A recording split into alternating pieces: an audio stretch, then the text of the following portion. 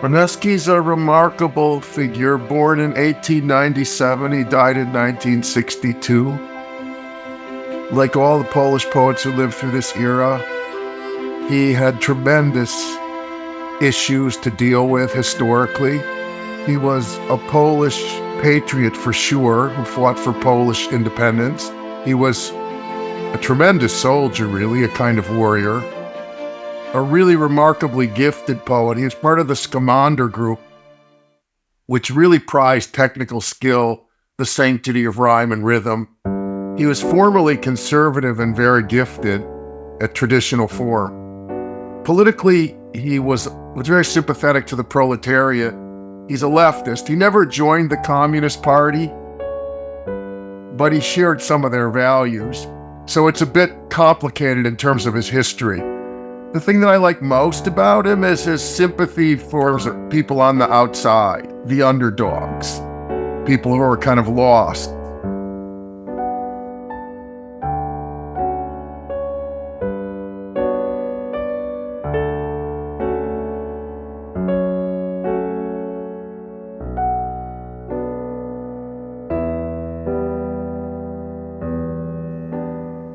To me, his greatest work is a cycle of poems that he wrote about his daughter, Anka. It's very moving. His daughter died, and he wrote about her in a really beautiful way.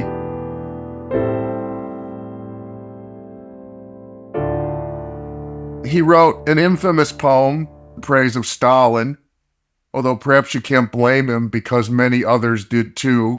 But he was lauded by the authorities, and this gave him a certain kind of sanction in his really uplifting of ordinary people. In the poem Ballads and Romances, which is a great Holocaust poem, the title comes from Mickiewicz, which is not accidental. I think he's linking his hatred of anti-Semitism with Polish national poetry, with the greatest national poet of Poland, which is to say, anti-Semitism is unworthy of us. In the poem, the Poles all help. A Jewish girl, Rivka, is killed by the Nazis, and she's associated with Christ. And the Poles in the poem all help the Jewish girl, and the Germans are killing her. I mean, you can decide for yourself if that's historically accurate. I tend to think it's not. It's sentimental. But it's also, his feeling for the Jewish girl is absolutely true and authentic. And her connected Christ is really moving. What I love about the film is an ordinary person, a fisherman, someone who knows so much about fishing that he runs a little museum about it, reads a poem in a textbook, presumably as a student, and loves this poem and uses it to connect the fact that Christ is a Jew to saying that anti-Semitism is unworthy of us as Poles. And this poem reaches across the ages to this fisherman and shows us the humane work that poetry can do. How poetry lodges in us and gives us a name for our deepest feelings.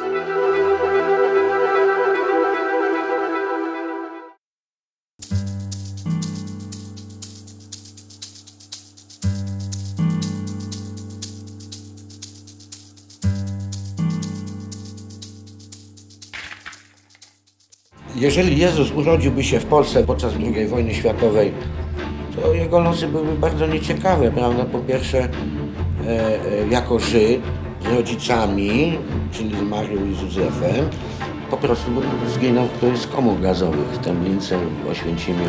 W najlepszym wypadku, jako młody człowiek i silny i specjalista, był cieślą, pracowałby w warsztatach obozowych do momentu, gdyby opadłby sił i tak samo by skończył jak wszyscy. Więc jeżeli Jezus żyłby w Polsce przed 1968 roku i miałby około lat 20, są dwie możliwości. Nie angażowałby się, natomiast młodzi niepokorni, czyli tak zwani komandosi, próbowali co nieco zmienić kulturę. Z tamtego okresu wywodzi się Michnik, prawda, Blumstein, albo musiałby emigrować.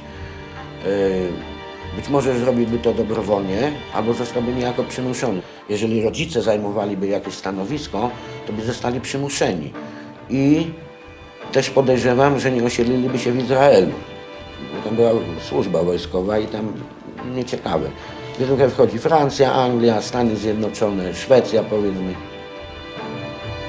Nazywam się Jerzy Piątek od urodzenia, czyli mój tato był Piątek i mój dziadek był Piątek. Urodziłem się w Sopocie w 1948 roku w rodzinie, gdzie dziadek był rybakiem, gdzie ojciec był rybakiem. No i ja siłą rzeczy też zostałem rybakiem i w tym zawodzie właściwie przepracowałem całe moje życie. Nie? Także jestem fachowcem, nie chwaląc się wcale, i fachowcem od sprzętu. I dlatego prowadzę ten skansening, bo tylko ja już na przystanie mówię szplajzować, poddawać renowacji, różne tam rzeczy. Nie? W czasach PRL-u mój ojciec był w Armii Krajowej, matka była Niemką Gdańską, więc jeszcze gorzej było widziane. No ale miałem dobre pochodzenie społeczne, bo się urodziłem w suterenie u mojej babci i to zawsze zaznaczałem, że się urodziłem w suterenie. Zacząłem dużo czytać. Moja babcia, która w ogóle nie umiała mówić po polsku, ona chyba pierwsza wyczuła to, że ja muszę czytać i kupowała mi książki. I na tej zasadzie ja już wtedy przeczytałem Serca Amicisa, 15-letni kapitan, prawda, mnie to porywało. Te książki, one były tanie na owe czasy, nie, ale dla mnie to był straszny wydatek.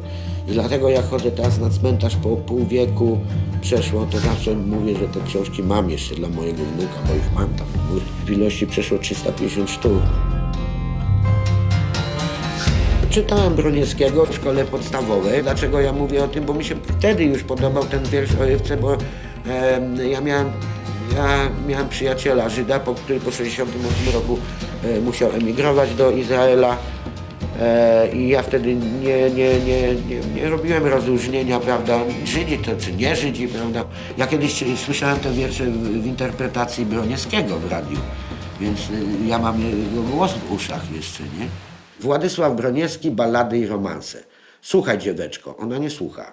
To dzień biały, to miasteczko, nie ma miasteczka, nie ma żywego ducha, po gruzach biega naga, ruda rywka, 13-letnie dziecko. Przejeżdżali grubi Niemcy w grubym tanku, uciekaj, uciekaj rywka. Mama pod gruzami, tata w majdanku, roześmiała się, zakręciła się, znikła. I przejeżdżał znajomy, dobry łyk z Lubartowa, masz rywka bułkę, żebyś była zdrowa. Wzięła, ugryzła, zaświeciła zębami, ja zaniosę tacie i mamie. Przejeżdżał chłop, rzucił grosik, przejeżdżała baba, też dała cosik. Przejeżdżało dużo luda, każdy się dziwił, że goła i ruda. I przejeżdżał bolejący Pan Jezus, esesmani go wiedli na męki, postawili ich oboje pod miedzą, potem wzięli karabiny do ręki. Słuchaj Jezu, słuchaj rywka, si juden, za koronę cierniową, za twe włosy rude, za to, żeście nadzy, za to, żeśmy winni, obojeście umrzeć powinni. I ozwało się Alleluja w Galilei i oboje anieleli po kolei.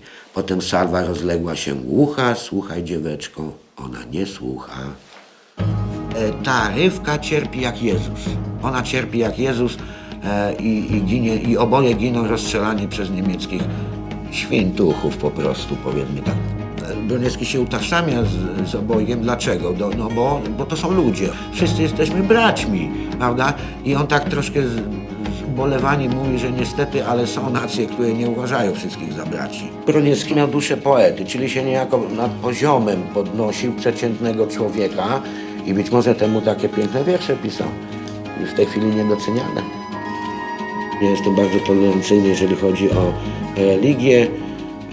Ja jestem katolikiem, rzymskim katolikiem, ale nie ortodoksyjnym. W kościele słyszałem, że Żydzi zabili Chrystusa. Ja to uważam za swego rodzaju zbrodnię polityczną, bo Jezus ze swoimi naukami, on wyraźnie zagrażał Sanhedrynowi. Ludzie, którzy wrośli w te swoje stanowiska, musieli go niejako usunąć, czyli to był właśnie mord polityczny zrobiony rękami Piłata, który nie był przecież chętny temu, prawda, ale potem umył rączki, no i stało się, co się stało.